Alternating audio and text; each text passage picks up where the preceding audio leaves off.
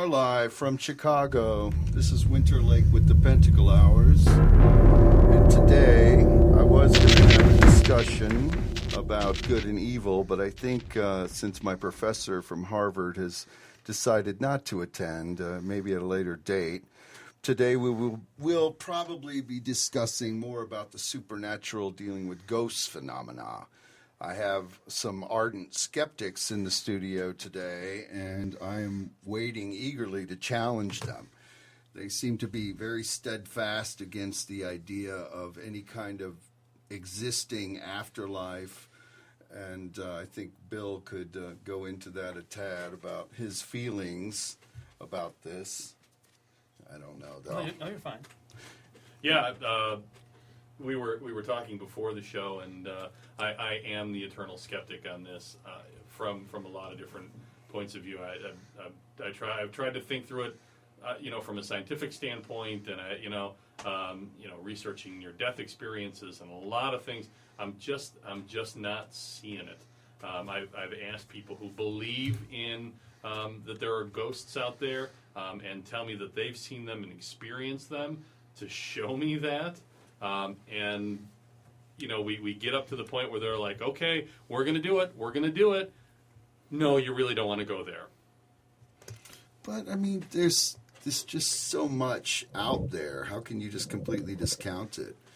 Even to our broadcasting audience, we're broadcasting to about 833,000 residents just in Chicago, plus our global reach through QUE4.org. And I think that from that standpoint alone, by the sheer immensity of the population, I think that there are souls that exist or have some kind of pre-existent realities after in death and in life. But that dynamic is very broad and very bold, and I'm sure that our gentleman here with the Paranormal Society might have something to say about that.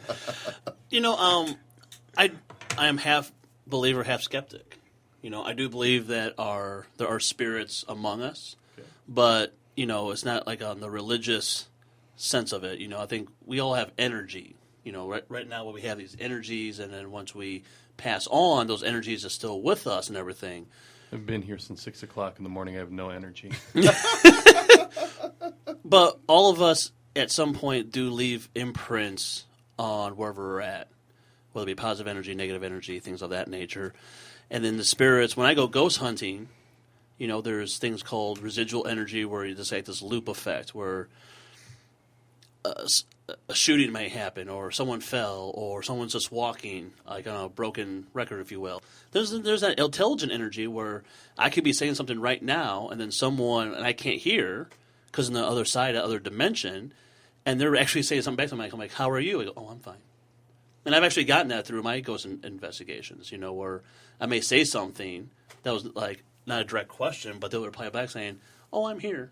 Well, I think that's also why I'm an agnostic and not an atheist, because as you were saying, Winter, there are those greater perspectives out there. There are a lot of other perspectives out there that I have never experienced. So being a skeptic means I haven't seen it for myself. I don't believe it. But I think to support your point of view, I would be foolish in saying absolutely 100%. It doesn't exist. It never will exist. I would be foolish at this stage. But when you and I talked, we talked about things like Bachelors Grove here in Chicago. I can't think of the other. Well, there is, the one that really is outstanding is located in Tennessee around a witch that existed. Her name, they call her the Bell Witch. And there was such phenomena going on around this particular haunting that even the president of the United States at the time was touched by the supernatural power. And not just Abraham Lincoln. That's an entire other experience with the White House and his situation.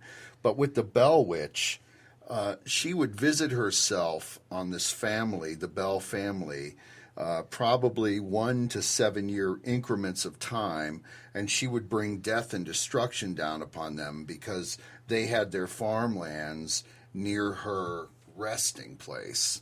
But this was a woman that was destroyed by the supposed township at the time, and they disturbed her bones, and then from disturbing her bones, they brought about this apparition, and it caused just mayhem. But Bachelors Grove is very similar to that. Bachelors Grove is an old Dutch settlement in the middle of this woods, and they had their cemetery there. It was initially called Bachelors Grove from the family itself that were the caretakers of this cemetery. And they were going to do more with it. They were going to have, the township at the time was going to have all of these different things going on. They were going to have, everything a town would be occurring. But this man, I think his name was Bechetter, he went crazy and he murdered his whole family there, and he hung them up in trees. And then he burned down the house, and there's this thing with Bachelors Grove where this house appears certain nights of the year in the middle of the woods, and they see people, hanging in trees. And in Bachelors Grove as well, I mean, it's been just a dumping ground for the maimed and the murdered for the entire city of Chicago. Al Capone used to use it, and he had a joke about it, that river had many splashes. I mean, he would dump all kinds of bodies down there. And from that is creating such tension and anxiety in this wilderness that it's compressing, that it just is haunting Central. And that's why it's one of the most haunted places in the world. And it's because of all of the mayhem that's still going on today. I thought I was an Al Capone complete nerd. I thought I knew just about everything about Al Capone. I even knew a guy who drove for Al Capone who passed away some years ago. I'm impressed. Yeah, Al Capone had his hands in a lot of things. He dug a lot of the pre-existing tunnels out of some of the old hotels in town, and he used to transport liquor, and he really was into his fame. And I think being into his fame was his downfall. But he was a very bloodthirsty guy. I mean, he really murdered a lot of people. And some people think that he was one of the weakest mobsters. He ruled with an iron fist. I mean, he really had a handle on it. Hence, that's why he got his infamy, and that's why he was such a target for the federal government. But he is largely responsible for the, I want to say famousness of Bachelors Grove, just simply by the amount of murder and things that were dropped there during that roaring 1920s of Chicago, which makes it even more dark. And there's a lot. I mean, there was, from that time period going on into the 30s, we had a series of suicides occurring due to the Great Depression. That was the place to do it. It became like a lover's ache place where a lot of lovers would go and they would hang themselves. And I mean, this was all well documented in the paper and in just around there. The ghost cars, and then in the 70s you had Satanists there, and they're still there. I mean, it's definitely an underlooked place. Well, what is your own take about spirits? I've heard a lot of claims or a lot of arguments where, we have, we are only vessels, and then once we pass on, these energies stay with us. I've also heard claims that they're demonic, there always will be demonic, and then all we're hearing is just perception of what we want to hear, whether it be a child, a woman, someone we like, or anyone that our loved ones, or that human voice, to anything in between that. I mean, what's your own personal take when it comes to the spirit world? Well, the key word that I'm locking in on is perception. It's true that we all have our innate perception, and we take away things, what we really want to see. And it goes to just the fundamental nature of how we do perceive things. And I know that's vague, but what I'm saying is we kind of want to see what we want to see. If someone is convinced enough that they are in a dark room and they are seeing a shadow moving across, you can convince your own mind of pretty much anything in that. And just like with being a witness to something, you can speak to several witnesses that saw the very same thing, but you'll get three very different perceptions of what it is. The difference is when you have an actual event that is random, going back to what I was saying earlier. When it's random and unexpected, that's when you know it was out of your perception. That's when you know it was separate from you. That, you know, you're not just holistically viewing it, that you see that there is an apparition, that you want to see it. When you get the smack on your back that was completely unexpected, or when you were in a place and something suddenly falls over, or like being in our studio that has been suddenly plagued with crazy supernatural phenomena, which I call it supernatural phenomena, where you have, you know, falling shutters and lights collapsing and bizarre all kinds of noise and camera things going off. So, but that's me looking at it from there. Now, if you were an electrician, you would say, okay, you've just got to shorten this wire. Why it didn't happen 5 years ago, I have no idea. But all of a sudden, now this light is suddenly flashing on and off. Or you could say, well, okay, this whole section of pylons and plates didn't just happen when Winter Lake walked in the room a month ago. I don't know why they didn't happen 5 years ago, but all of a sudden it's happening now. And you could say, well, that's relative to wind or some storm or something. So it's all how you want to really look at it, whether you want to go from a scientific point of view or from a supernatural point of view, or kind of mend the both together. And I think, is going back to what I said, the difference is that there is, in my opinion, a pre-existing force, something that stays after death, that sometimes will not let go, will not be absorbed by the aether, which I call it the aether, out in space and time. When you have an infinite amount of space, as we are led to believe the universe is, you have an infinite amount of possibility. In having that aspect, you cannot rule anything out. It would almost be against mathematical calculation to go against that sheer comprehension. And not to get into such deep hypothetical, you know, conservative arguments and narrowing it down into mathematics.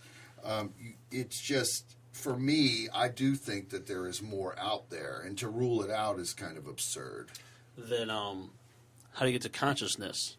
And I know what your take is, Jason, but I just want to know what your take about, does consciousness, is it innate, or do we always have consciousness? Well, consciousness, I think, well, I've always, you know, in deviating, I've always felt that aliens can definitely come through consciousness.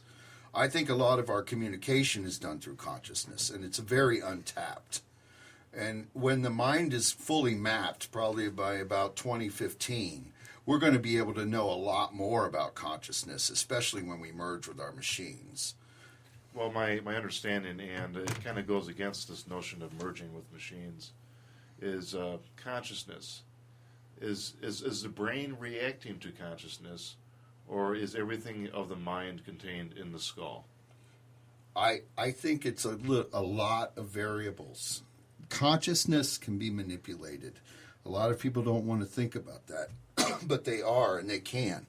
If you're a psychic and you can see things before they happen, or, you know, you're getting into mental influencing, or even electromagnetic fields, EMFs, and even the conscious manipulation by the CIA in the way they interrogate prisoners, utilizing the devil's breath.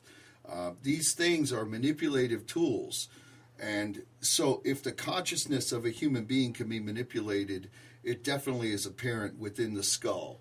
And I think that is where it all resides. And once you have manipulation of it, then you can see where it is coming from, if that makes sense. Well, there's this method of looking to the future that many ancients have used that could be utilized today. And it's non-local in its cause and effect, which implies that there is something else going on outside of the skull that allows things like telepathy over large distances. It's not picking up the brain waves. It's something deeper. And the method I'm talking about is scrying. When you look into like flickering light, candlelight, AC light, And you see these images, and you can kind of navigate with thoughts in your mind and predict, using that method, that medium, scrying black mirrors, for example, to see into the future. Which also brings up another question. If you could see in the future, then what does that say about time? And time, it's relative, as Einstein has said, but now with the new theories that Hawking's is coming out with, is that string is very apparent. We're reversing, we're backwards. Can we manipulate time? I do think we can. I know that I have with my own mind. Whether I'm insane, I don't know. I think I would probably terrify any psychiatrist who would want to interview me, because I'd probably be able to read him either societally through his own social cues or through his own mental thought parameters. But time can be manipulated, as consciousness can. We just haven't achieved the technology to do it yet. But what that means for humanity, I don't know. I mean, I think there'll be certain guards at later phases, because if we start to manipulate our time, we are totally just manipulating our reality as a whole-scale fiction. I mean, we could rewrite it at will. What is it to say that other intelligent forms have already achieved this and are actually using it? It would be apparent that they would be. And to rule it out goes back to what I said. If you have an infinite amount of space, you have an infinite amount of possibility. And you just can't rule anything out. It defies sheer mathematical comprehension. So if there is, and more than likely there absolutely is, other entities, if they've achieved our level of power and technology, or even surpassed it, then more than likely they are able to loop through time and manipulate and space. And space. You know, mind. The mind is an excellent form. And I'm talking about the pineal gland, which is represented through history as the acorn. Is that you could go to other places and other times in the universe just using that pineal gland, which, if anybody doesn't know, it's like an inverted eye. It has the same cone structure that the eye has, except it's going on the inside, which begs the question, this external reality that we perceive through these five senses, is that all there is, or is there access to the universe through our own cosmos, access to it through the pineal gland? Yeah, and the studies, I mean, look at some of these experiments that have gone on with different scientists, with Crick and Kroc. They're studies that were conducted on the human mind, and going even into a little nefariousness in talking about some of the experiments of Joseph Mengele, who was a Nazi scientist who was allowed free reign on human experimentation.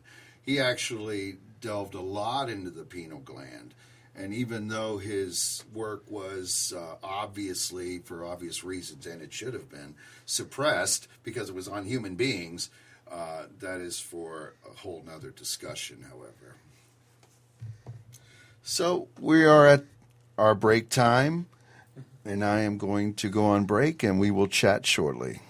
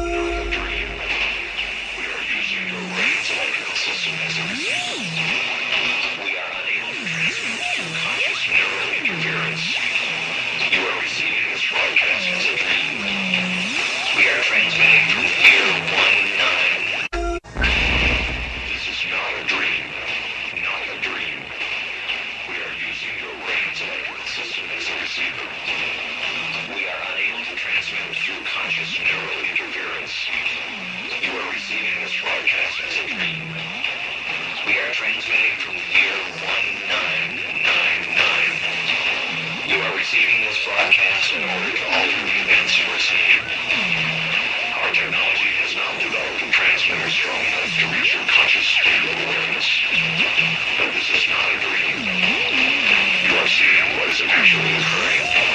also causality violation. So it is a causality violation.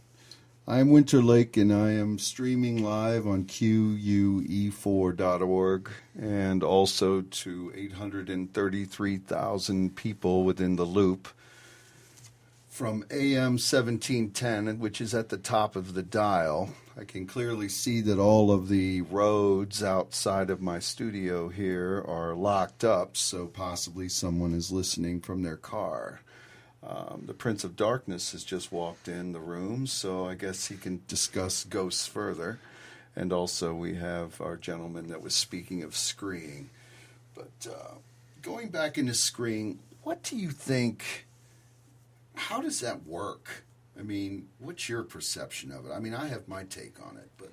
Well, I did ask you earlier the question about time, and time is a function of perception, of our brain's reaction to the mind.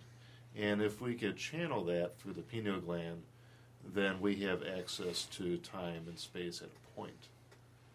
Because we discussed the ability, or at least the technology, as we could think, to alter time, to receive information from the future, which begs the question, is time linear, or is it also a dimension of space that we just are not locked into? From the pineal gland, you're asserting that we can manipulate our own time, or we can manipulate time as a populace can experience it? Do you think that's an untapped power? Was it something the ancient Egyptians were stalking into? Oh, we definitely have a history of having access to it, and many people were prosecuted for practicing it because it was something at certain times in our past restricted to only people that were believed to have the authority to use it according to the system of the time. And what I think right now is that there's a war on our pineal gland, and you could probably ask the question, why are they putting fluoride in our water? And fluoride is a substance that is easily absorbed by the pineal gland, and many refer to that process as calcified pineal gland, which separates the communication between the pineal gland and the rest of the brain. And so this fluoride, how do you know that it affects the pineal gland? Do you have any scientific evidence, or is it just generally known that they did experiments on rats or something and they found that there was a buildup? Or I guess they could get that through an autopsy as well. Right. I haven't seen any solid studies, just people referring to studies, and that's something that I would advise people to do their own homework on. Now, there is this other question of whether or not the Nazis used it, and people refer to this book. However, if you look at that book, there is no mention of fluoride being used to pacify the people, well, for lack of a better word, kind of like make people complicit. Now, the drug, the antidepressant drug that was on the market for a while, I forget the name of it, but that also had fluoride as its main drug, and my therapist was on it, and she said that her house could be burning out, and she'd just still be laying in her chair, not caring about it. Interesting. So she definitely felt pacified by the fluoride element of it, and that would just make you so callous where you're not even going to have any fight or flight whatsoever. Exactly, and that may be the reason why in this country there hasn't been a lot of uproar, at least organized uproar, just a lot of pockets of uproar against what people are feeling is going to turn into a system of oppression, especially examples that coming out of our country have oppressed other countries. Well, why is it being put into the water then? What is their justification? Well, if you follow this theory we're talking about, the justification would be to pacify the public so that any type of resistance would be very minimal. Yeah, and it's ironic because the apathy in the United States especially is at an all-time high. I mean, to get people to take action on anything is like pulling teeth, get them away from their computers, which is another thing, and I'm a criminal of that as well. I mean, we all love our technology, but definitely a pacifism has overcome this country, and it's made it very apathetic. And I think that just tweet something or to cry about it on Facebook or something is not enough. You do have to have some kind of unity or action. There is also a counter argument to that, is that maybe it's not the fluoride. Maybe people are just pacified due to the media and its effect. And I just don't mean news, but also Hollywood, the effect of desensitization. Also with video games. And desensitization, meaning that just seeing the constant violence. I mean, I've always felt that that is just a reflection of our society. It's a reflection of us as a humanity. That humanity is inherently evil, and then it's getting into the aspect of, we mirror what we are. We create what we want to see. We have such a craving for destruction and just Holocaust as a humanity. And the crux of my argument has been why is that? It is that our nature that we would want to do that. Well, I think individuals such as myself that can't quote unquote save the world per se do use artistic expression as an outlet for what we're seeing and what we're feeling. And through arts, and you're able to do that. But most of humanity, they are still in their one-dimensional reality. They're very fixated on their video games. They're very fixated on their violence. And I think that if you deprive a humanity of its needs, then you see its baseness come out. Very similar to what's occurred in the Philippines. When they wiped out their entire civilization, they immediately started going after each other. And my argument is why is that? Some people believe that, mankind is altruistic, that they're inherently good and that they seek to better themselves. But, every time I try to, even glance at that, I see humanity just as this cutthroat animal that is out for itself. Well, if we were discussing, and to go full circle with the pineal gland, can that be used by other entities as a conduit of influence, especially when we don't have much control or access to that pineal gland? Are we being used as conduits for whatever purpose these other forms of life are using it for? Manipulation and all these other things. I mean, the pineal gland is so untapped, and it's still so unknown, but it is the centralizer of all of our consciousness. Where are you with this? Do you think that in your experiences with ghosts that there's any kind of influence there? Well, with my experience with investigating spirits, I've always had this question about consciousness. Jason and I have had a long conversation about that in and itself, and I am actually more of the opinion about there's another dimension outside of what we see as reality right now. As I said before on the show, is that once we pass, our energy is still here. It's just a matter if it's more of intelligent, is it more residual? And because of that, we can't hear, because the human ear can only hear a certain frequency. But that's when we do all these things called EVPs, electric voice phenomena, where we have a recorder. And, we can be talking in here, and then all of a sudden, in between that talk, in between the electronic waves, something gets picked up. That white noise, if you will, And, you and I have talked a little bit more about spirit boxes and everything, this device where it just goes through many radio channels. And through those, and it goes through almost 10, 15 channels, a second. And everything, and in between that, you can kind of hear, short things, or someone's name. Yeah, you played some of that for me. So you're thinking that might be a pre-existent consciousness that is being able to be picked up on this device. Right. But how do you know that it's not just the device itself? Well, as I said to you all previously, is that, it kind of has that Bumblebee voice from the Transformers movie. The only way Bumblebee in the Transformers movie can talk is talk through radio, right? So it has that same thing. You hear right, yeah, right. So it could be something picked up on another radio station except for AM 1710 Q4 radio. That Although I don't know, it's pretty haunted in here. It so is. far. I'm going to get it more haunted too. and it could very well be that, but I've actually heard a full sentence. By full sentence, I mean like 5 words on a ghost box. I am here, and like their name or something. So there's evidence of this happening, but that's still a tool. That's still a tactic. It's not the end-all, be-all device. Like, we have to listen to all spirit boxes, or we have to listen to all EVP recordings. This is all part of this quantitative analysis in order to better understand what spirits are and then what happens once we pass on. And it's interesting. Have you been able to video anything in your paranormal outings? I mean, the ghost box is one thing.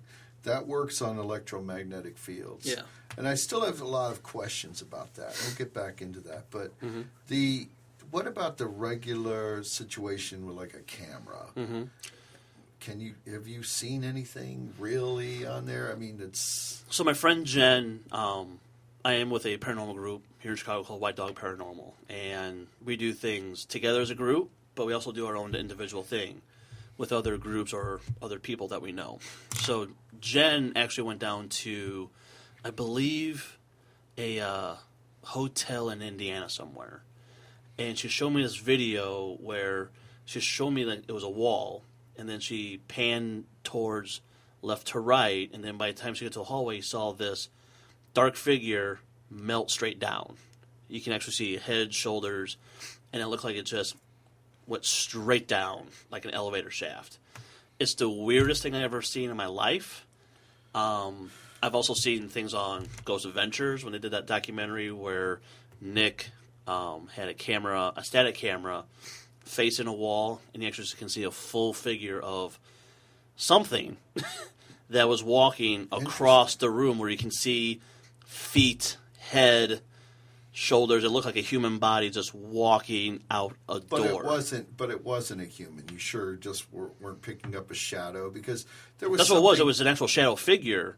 Actually, physically, you can actually physically see him walk. But it wasn't a human being. No, it was something other than. Because I'm kind of a skeptic too, because like even with the Michael Jackson death, they were seeing his ghost in his mansion prior to whatever was happening over there, and they kind of came out to say that it was a cameraman's shadow as he was moving, but as I see it, I don't see anybody there. Very similar to what you describe, and it kind of looks just like Michael Jackson moving across the view of the camera. Like, it was odd. But Jason and I have talked about spirits, and one of the things that he introduced me to was the spectrogram. Is that what it was? Yeah, it's an audio software. There's various forms, but there's a free one that's very hard to find. That is very extensive. You can plug things into it. You could look at an entire spectrum and use any type of recording device that would send a signal through it. And, with your tech experience, how can something like that translate into there's something going on here that's not human? Well, a spectrogram measures it represents certain frequencies over time with a color code. So if you're looking for a particular type of signature that is within a particular type of bandwidth of that audio signal, you're going to be looking for a specific color. Interesting. These devices, you actually give them credence that they are made by scientists, or how are they created? Some of them are actually designed by actual engineers. Like that's their job, and then this is just a hobby, just to understand things. Interesting. But there's some people, like, I can't think of. I want to say it's called the Gallic device. It's a spirit box. I think it's called Gallic. I want to say it's by a guy named Gallic, whose 17-year-old daughter died in a car crash after a party, and he did this to better understand that. because he always felt like her presence in the house. She always comes around on her birthday, and he created this device because he further wants to investigate not only about her death and what's going on with her, but help other people better understand how these spirits are communicating with us, how can we communicate back with them. Again, Ghost Adventures, and I'm plugging them because that's my favorite show. Mm-hmm. They actually went to their house on her birthday, and you can hear clear as day, "Daddy, how are you?" And it's kind of like touching. Right, it's like, I'm like, right. oh my God. But I mean, you don't think there's manipulation in going into the scientific aspect of it. The scientist who lost his daughter, he wants to contact her. Uh-huh. How does he innately know what type of device to develop? I mean, is that through the electromagnetic field itself or the spectrum between life and death? Mm-hmm. But how would he know? But it's interesting because it makes sense. I just kind of rooting out how he would go about building such a device or what to know to look for, unless he had some kind of innate consciousness thing. Going back to what we were discussing about the pineal gland, it's just sort of knowing. So obviously the scientist was kind of maybe doing research on it, mm-hmm. or he kind of knew. Well, I mean, he's been working on it before. It's just gave him a little bit more motivation to make it actually a product out of it. I mean, he's making money off it. I mean, don't get me wrong here. No. But that's great, I guess. But he feels he's doing it for the greater good, for the paranormal community. Yes, he's profiting from this. One could say he's profiting off his daughter's death. But having said that, I mean, how many times have we seen that happen? People are actually doing it for greater good. It's just that they've kind of created a commodity for the paranormal community. It's just curious how this device works, but I guess we'll have to get into the schematics of it, or what energy he's actually looking for, or how he would know to what energy to look for. I mean, ghosts do emit some kind of electrical interference. Right. What was your take about demonic energy? I mean, people say there is demonic energy. I'm not a religious person, but I do believe that there's some sort of demonic force out there. And, to some people, demonic, they're from damnation. Therefore, they've never been in this life. So how does one even know one's demonic and what makes something demonic? Well, it's a nature. My theory has always been that mankind is inherently evil. And from that, you can get into a lot of demonic aspects, is that they would become demonic. And it also says that, in looking at the universe itself, this force is permeating throughout. It's not just centralized to the earth. And I think that a lot of people can create their own demonic force just by the sheer action of their activity. And there is different hierarchies to this. I mean, just from your cold-blooded killer down through your, maniacal politician who is bent on, global domination for his own will. And these things are going to happen and occur, and they're carried with us into our afterlife. I am a believer in the afterlife. A lot of other atheists are not, or individuals that I meet generally are not.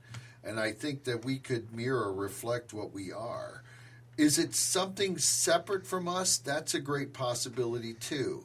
Are there exterior, we would call them alien, demons or forces in or without nature that are supernature?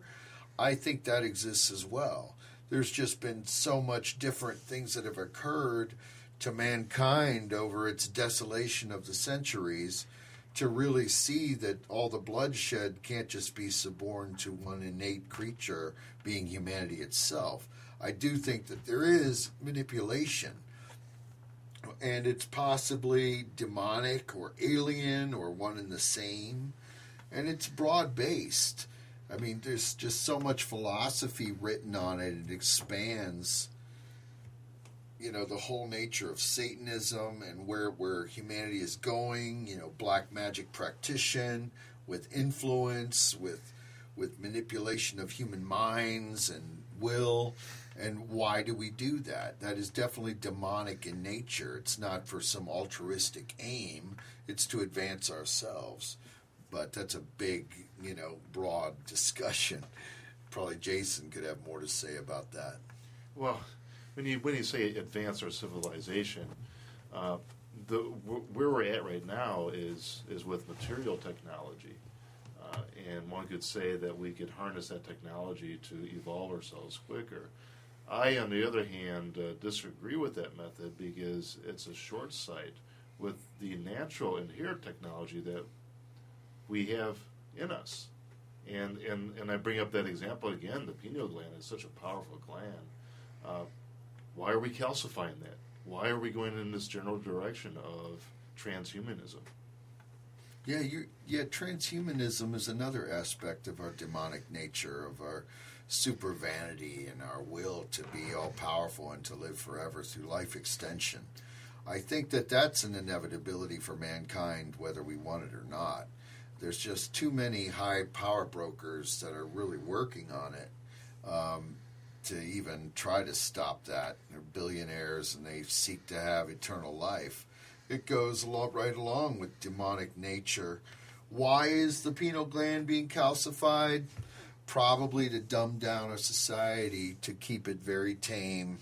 They're threatened by it. But through overpopulation, it's just the sheer immensity of the numbers are going to be, a dark days and dark ages for humanity, because as we have seen in the Philippines, when you deprive a civilization, they go bloodthirsty. They go to these, knives and guns and blood and bullets, and it's not altruism. And I want to take your view, Jason. I want to see your view, and I'm trying to see it, but when I look at it in society, it doesn't reflect that. Everybody is at each other. Everyone is at each other's throats. Well, there's several layers of it. I mean, the primal nature is our individual survival. However, a layer above that is we find it very hard to survive without others to connect with. And when it comes to a matter of resources for survival, I think that primary nature comes out of us, that we have to fight for our own. And fight for our own we shall, as we take a break on QUE4.org and AM 1710. I am Winter Lake, and we shall be back shortly.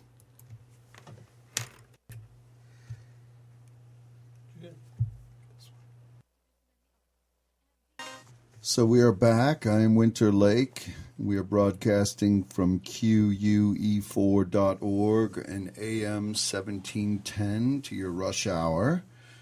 And this is the Pentacle-Hours. And we have been speaking about consciousness, good and evil, ghosts, supernatural hauntings of our studio. You say, Jason, I do believe it's haunted, but you don't think so. No, we do have a leak, and one of the ceiling tiles fell on one of our programmers the other day. But why would that all of a sudden happen? Since I came in, wouldn't you say? Well, there's the idea of synchronicity, and that the fabric of time and space is just already thought out, and when somebody walks in, it just happens to fall on their head. I guess you could interpret that as good karma or bad karma, depending on how you look at it. Yeah, I don't know. I mean, I think it's all relative, but it hasn't happened in years, and all of a sudden it's going to start happening. But, I mean, it could be. I mean, I feel like this place is haunted. You guys are, like, conducting a lot of stuff in here. I don't know. Well, it's conductive and conducive. Did you ever hear about the time that Trent Reznor, he's a friend from Cleveland, well, he's 9 Inch Nails, whatever, he was going to do his recording of his album, or one of his albums, in the mass murderer's apartment or something. Who was that murderer? I think his name was Dahmer.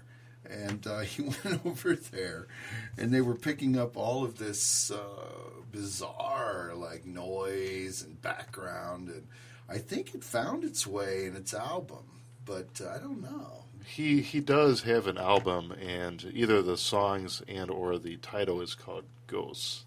And he might have sampled some stuff and put it in his beat Yeah. That's where it probably, but that's like a newer one. But I think he shelved this. He shelved that work, and then he came out later with it. And I mean, but shortly after they did those recordings, they tore down that building. It was becoming too much of a go-to spot for every crystal crazy or loony or whatever. There may be even a fetish with that, too. I don't think so. Although for Dahmer it was. I mean, he was crazy. That guy was nuts. I mean, he would hang out in the L&L Tavern right up here in Belmont and Chicago and just, hang out and then go around the corner to spin and pick up people or whatever. I don't know what was going on with that guy. Well, Trent Reznor recently came out with an album, and there was a 5-year gap. Now, some people would say that it was his issue with the record companies, but I don't know. I judge differently because his hit song in the new album is "I Came Back Haunted." Well, then that makes a lot of sense then. So it goes back to what I said. Even though Dahmer, I think he was killed or he was found. What was that year? 93, 4? I don't know. No, I don't even know the year. Anyway, when they found him or they actually caught him. Trent went right in there and recorded, which is just interesting. And Skinny Puppy had a similar problem. They were recording somewhere, but they went up against some fringe group, not the Process Church of Final Judgment, but an actual fringe group that were tied into serial killers, and their studio was burned down and they were attacked. I need to speak with them about that too. I know them when I go and visit Los Angeles. They stay in a place right near the hotel that I'm always at down at the downtown LA. But it's so weird that the musicians and they intermingle themselves with these kind of diabolical things. I think they're just kind of toying with it, kind of like people that write letters to Charles Manson. And I don't know what people get out of it, though. I have a question about these craze when it comes to ghosts and spirits and evil spirits with relation to our genetic reciprocal generation after generation, that certain expressions are passed down. Now, we know in psychology that certain behaviors in somebody's life could be a signature in their genetics passed down. What is it not to say that it's one of our ancestors, that the reason for why somebody has that trigger to become evil is actually related with one of their relatives being haunted by an evil spirit? Well, Countess Bathory, or Bathory, she was of intermingled blood. Now, in talking about blood and the geneticism of it, they believe, or not whoever they are, scientists or the doctors who have studied blood, believe that through intermingling in marriage, it kind of creates a causal thing where you will grow insane. That you have a degeneration in your system, and that through insanity you do become just murderous. You want to kill people, obviously, or you have some kind of predisposition for abhorrent or demonic nature. I mean, that is just so prevalent throughout society. The entire extermination of the centuries has been a lot of that based on that. Even Adolf Hitler had a self-loathing for his blood. His father was a Jew from Dollersheim, and he made it a point during World War II to blow that town to the ground and destroy all records of that. I mean, he was a self-loathing Jew, and then he led about probably 6 to 9 million people into death camps, which is just perplexing how he accomplished that. Well, even today, that brings up another question about how we are being divided and through these different categories of differences, whether if it's us against illegal immigrants or against gays, that we have this vulnerability to dehumanize something that we don't think we share as a human race. And by doing that, we kind of create all these scapegoats and really can't see where the root of this evil is coming from. And in dealing with the immigration or just the us against them philosophy, isn't that just one population seeking to overmaster another? This is, kind of based on my premise as well as might is right, which where if power dictates what is right is wrong, as opposed to a true democratic situation. And I think those us against them realities, whether it's, against this population or against this population, is some kind of weird situation with humanity's ever seeking to be an Aryan or seeking to be better or stronger than itself. Well, I think with a lot of leaders, including Hitler himself, that they do have an innate passion to make a better world. However, the problem is that their understanding of the world is very limited. And I can't say that anybody has a complete understanding of the world. And if you do have a limited understanding of the world, then you have this intent to kind of control the environment to your understanding. So you're bending the will of your own humanity into the whole entirety, totality, nature of humanity, making it all one you, which is megalomania. But it's still inherent within us to do so. And I guess that goes to my crux of the evil in nature. I mean, we call it evil. I mean, one man's evil is another man's good, or one man's devil is another man's God. But there has been so much of this going on, and I think as the population continues to explode, we're going to see more and more of it. Well, I think there is a distinction, a really solid distinction between evil and good. And I would say that given that we have a limited understanding, while we may think we have a complete understanding, that we have this intent to control, to frame that understanding or to make that understanding realized, is that anytime we control something, we're basically limiting that and its natural recourse. And that control itself is the root of evil. And I've opened up my phone line, so if someone chooses to phone in, they can call 773-217-8344. I will take your call, and we can discuss any questions about the supernatural you may have.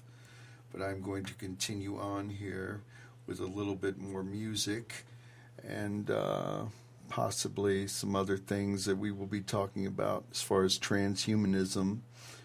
But overall, we are broadcasting from QUE4.org out of Chicago, Illinois, and this is AMQE4.org, and we're broadcasting from AM 1710 at the top of the dial here in Chicago, Illinois. And I have Mark on the phone, and he would like to have a question about the supernatural. How are you today, Mark? How you doing, brother? From Louisiana. Yeah, how is Louisiana today? Lovely weather, 80 degrees. 80 degrees. It's like freezing up here, tornadoes and chaos. So, I don't know. So what was your question today? Well, you were talking about the paranormal, stuff like that, and you had some skeptics there and things like that. I just wanted to share some of my experiences from I go to a place in Louisiana, a place called St. Francisville, Louisiana, which is 35 miles north of Baton Rouge. A place called the Myrtles Plantation. Been around since before the Civil War. A lot of history there. A lot of death there. A lot of it's a bed and breakfast. Yeah, I've heard about this. Isn't that go ahead. Isn't that run by an eccentric woman? I know that's very vague, but the Myrtles Plantation, it's really steeped in a lot of bloodshed and history. Yes, sir. So what have you been over there? Have you seen anything? Yeah, I've been there since the early 90s. I've been going there. And back in the day, in the early 90s, you could, when you'd stay at the house, you had the whole house to yourself, which today it's all locked up now. You can only stay upstairs. You can't go visit the downstairs area. There's all the antiques and stuff, But I've seen people check in that house, and it's not cheap. It's $180 a night to stay there. And I've seen them leave 2 hours later. Interesting. Because they went in with a bad attitude, talking smack. Right. You know, the ghosts come out when you acting silly, you know. They show themselves, and people freak out and leave, but I love that house. It's awesome. And you've spent a lot of time there. Is it still Yes, sir, is it still all rustic? Doors that were locked, and I've seen them open up. Interesting. Oh yeah, it's awesome. It's in the history books, you know. It's awesome. I mean, the Taps have went there and they've caught, you know, paranormal there. I mean, so many groups have been there. It's just the house has got just so much history. It's pathetic. And it's off the beaten path. It's near the Civil War country, north of Baton Rouge. It's not in New Orleans, you know. It's just down the earth. And who built the thing? Where is this Myrtles person? Okay, well, it was General Bradford built it, and he was like running from George Washington during in the old days. The old what was it? The tobacco thing. General Bradford, he left and he went to settle in Louisiana. Very interesting. And so that's how it got built, and then they had slaves there that were murdered? They were murdered there and hung on the ground, and they still show their presence. Yeah. And everyone that stays there is pretty much running out quickly. Or they, and you know, those... Yeah, well, if you go with a bad attitude, you know, it's like they leave, you know. But I've seen doors open up that were locked, and my friend's an ex-Marine, hardcore. Don't believe no paranormal. I said, okay. I just, you know, I'm putting him upstairs. Okay. I'm putting him upstairs in a room by himself. Okay, so me and my ex-girlfriend, we were downstairs in the suite. Okay, so, you know, we've been up all day walking the grounds and taking pictures and all that stuff. And it's time to bed, time to go to sleep, like 3:30 in the morning. I said, all right, Rich, you know, see you upstairs. Bye-bye. And he went upstairs. Bye-bye. And I was downstairs. Well, 10 minutes later, my phone's blowing up. And Weird. he said, meet me outside right now. Meet me I outside. go outside, and he's shaking. This guy is 6'2", you know, he's all muscle. Right. Sick. Yeah, I know his type, yeah. I was walking to the bathroom. Something shoved me. I said, uh-huh. Because you were talking smack all day, you know, blah, blah, blah. So me and that little girl went up to the room, and I laid in the bed, and he wouldn't go in the house. And she started taking pictures, and at the top of the bed, you know, every bed there is old antebellum, you know, kind of got the top bed thing on it. Right. It's one of those classic ones. Yeah, and you see a white apparition, like we call it a vortex, coming off the ceiling. Yeah, she took the pictures. It was neat. But anyway, so I go back downstairs, and he's outside, and he's shaking. He goes, dude, I'm not going back in that house. I said, okay, man. He goes, can I stay in your room? So we're at the very edge. Come on. You mean he wanted to I got stay in lucky. your room We with had your... like a day bed. We had a day bed in that room, right? So I'm going to sleep on a day bed, okay? All right, okay, cool, man. So now it's like 3:40 in the morning, you know, almost 4 o'clock. So he hits that, and I hit my bed, you know, and I wake up at 7:30. And after that, in the mornings, they have breakfasts there. You know, they cook up your breakfast for you. And I walk outside. He's not there. I'm looking around, looking for him, you know, and I see his truck on the side of the house. And I go over there looking, and his truck is running, and he's in there sleeping. And I went over and I woke him up, scared the hell out of him. He said, dude, when you were sleeping, bro, I heard stuff in your room. He said, man, this place is haunted. And now he believes it 100%, which I love it. I hate skeptics, you know. I made him a believer, you know. I know skeptics are everywhere. You know, I mean, you really have to go through the experience of a supernatural element to become a believer, you know. I mean, I kind of just believed it through my own consciousness as a child, but, you know, a lot of people, they're ardent, and they almost do have to be shoved or pushed or something. I mean, people can get hurt. Well, you're going with a bad attitude, okay? Now, when I go to the house, I'll put out, you know, tape recorders, and I'll set up cameras, and I don't run around like Ghost Adventures and yell at them, cuss them, and all that stuff. I take the house in, okay? Okay. I sit down, I take the house in. I might ask a few questions, but it's nothing stupid like, do you want to hurt me or hit me? Come hit me. I don't do that crap. Right. That's evoking a lot of bad stuff, brother. Oh, it does. It does. You know that too. I can't believe them guys are still on the air. Yeah, you can't be. You don't go in there stupid. Yeah, and if you do that, it's just going to be bringing trouble onto yourself later. Your brakes might go out, or you might trip, or some other craziness. Mm-hmm. But I don't know. But it's good to hear about the plantation, and I appreciate you calling. Hell yeah, okay. I like your show, man. I'll be keeping in touch with you on some new information. Well, thank you. And this is our first one, so it's all new ground being broken. You have a good day. Yeah, we like you, man. We like you too, brother. Bye. So this is Winter Lake, and this is QUE4.org streaming AM 17 at the top of the dial. And we're just discussing some more supernatural phenomena. The Myrtles Plantation is something that I have never been to, and I have been all over the world. I have been to Egypt like 4 times, Karnak, and not just stroking or talking some ego, and I've been all around. But some of the greatest ghost phenomena that I experience is within the United States. Like, even when I went to Prague, I experienced this Kunta Hora skeletal church, and I found it to be somewhat haunted, and I've written some things about it. But there's nothing that compares to some of these things, like the Bell Witch experience in Tennessee, like my Bachelors Grove experiences, or even some other hidden, more obscure things that we'll be getting into later.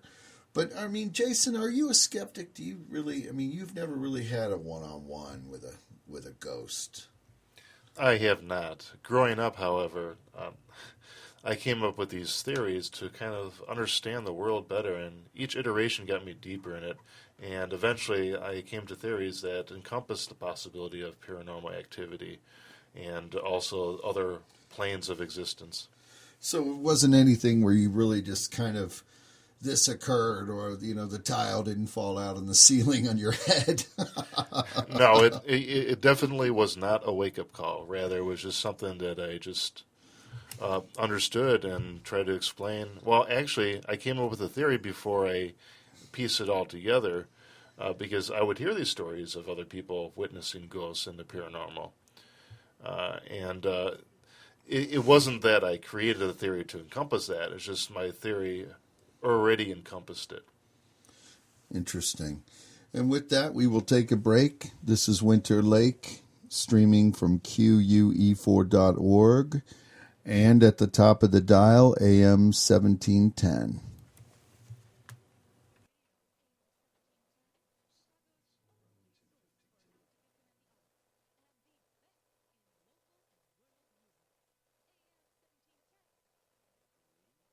QUE4.org and AM 1710 at the top of the dial.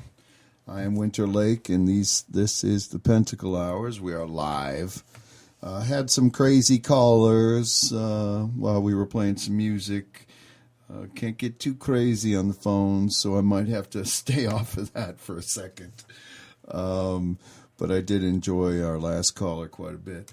But we were thinking, what we were discussing, Jason, about psychotropic drugs and completely deviating, dealing with like the paranormal.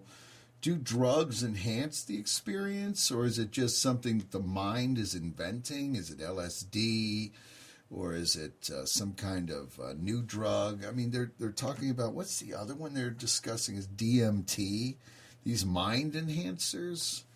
I wouldn't call them enhancers. Rather, I would call them gateways to the mind and its access to the universe.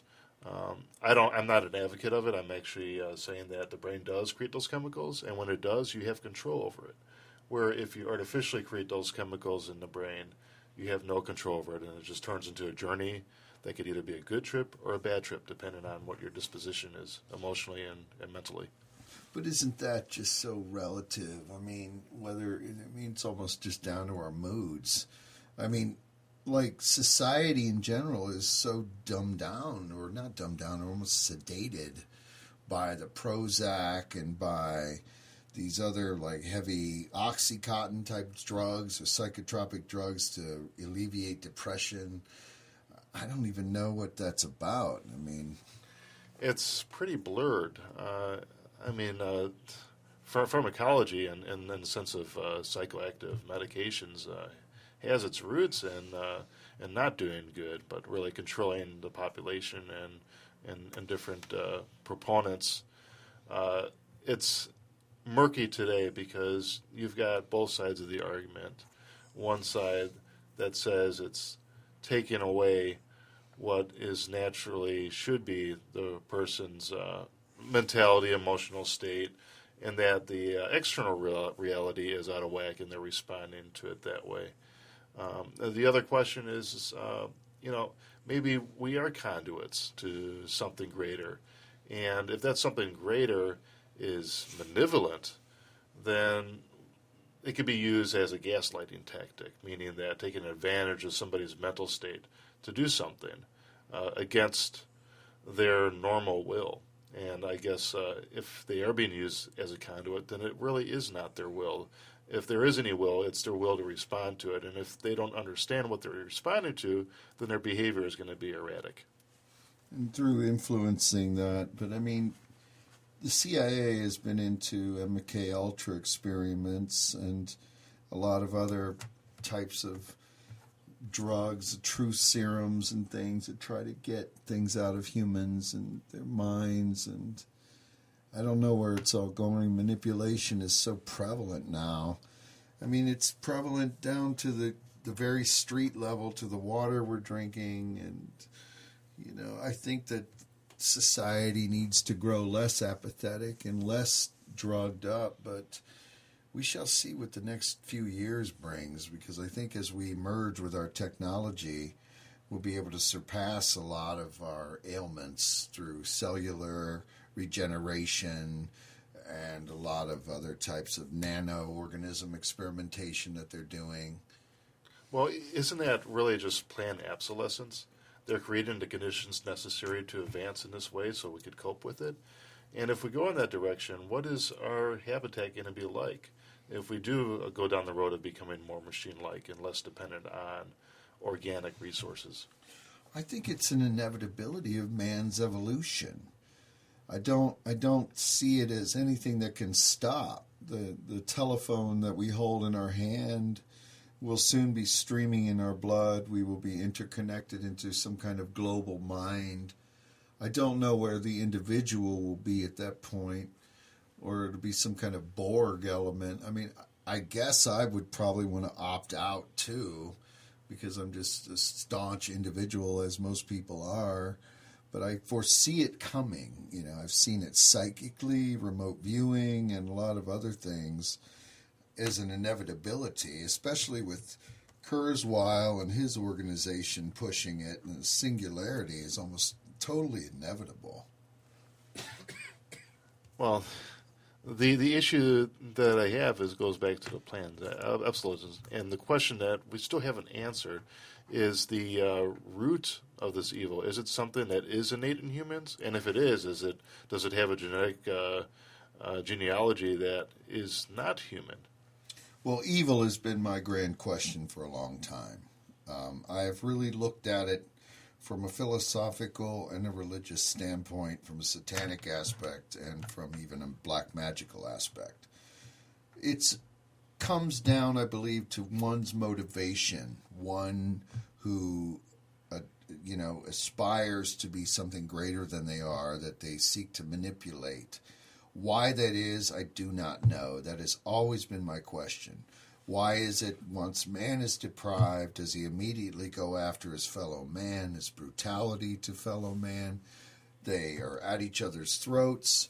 This Philippines thing is a perfect example. These people, they hoarded together. They stormed this wall where this rice was, and they're tearing each other apart with knives to get to rice. I mean, well, it goes back to dehumanism and dividing people, and the thing that is missing that really connects us as social organisms is empathy. If we cannot put ourselves in somebody else's shoes, then how do we expect to be empathetic toward that person? And empathy plays what role, though? Empathy is so arbitrary. I mean, we can be empathetic to where we're just pacified to let the guy fall on the platform and be electrocuted, or we can be, empathetic like the cadaver obedience of the Nazi Germans, which in that whole thing perplexes me, since I am German, but it perplexes me to how they allowed, or they not allowed, but how they just carried it out with such cadaver obedience. Well, if you have empathy on that level, and being empathy what it is, then you would also be thinking the same way about yourself. True enough, but I don't know where that answers our question, though. The grand question being, what is evil's role in the world? Why does it exist? And I think that I'm going to be permanently seeking that for some time. I've written 10 books on the subject of Satanism and the occult, and I think that there is a lot more to do on the subject. The overall humanity of our nature, I still have not been convinced. I still believe that it is inherently evil. I know you believe that man is altruistic and seeks the betterment of humanity, but it breaks down on such a quick level. If a Holocaust were to occur, I think it would be, a reflection of ourselves really going after each other. Well, I think humanity does have altruistic visions, and that is at their root. However, there is a misunderstanding of what good is through their eyes. And like we've seen many genocides in our past, it is an act of control in order for their altruistic vision to be realized. And it has failed every time. And it's that thing that we have to learn to keep ourselves from that nature is history. And to not just know the history, but really more important is to understand the history of human behavior, to be able to isolate that. And I think when we do these behaviors, it is really a void in ourselves that gets displaced. Something good for something bad. For example, we were talking with another fellow here that said that when he asked before getting married to this woman, what is the one thing that would make you happy? She said money. Right, I know. Well, that's a physicality, that's a materialism. I mean, that outed her on her own venture. But, I mean, she aspires to be rich, But, I mean, she staked it all in line with truth. I mean, she seemed a little confused because money can be so arbitrary. I mean, today you can have money and tomorrow you can be out of it. But right, but the difference is that there's selfishness and there's selflessness. If money makes you happy, maybe it makes you happy because you like giving. But if you don't put that argument in there and you don't have that social connect with other human beings, then what you're going to be replacing that with is something that you think is the right answer, but it's not.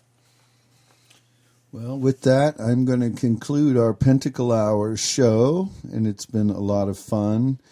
We're broadcasting from AM 1710 out of Chicago, and I hope your rush hour commute was all well. We are also streaming at QUE4.org. I am Winter Lake, and we'll play a little bit more music for you, and I am signing off. Thank you for listening.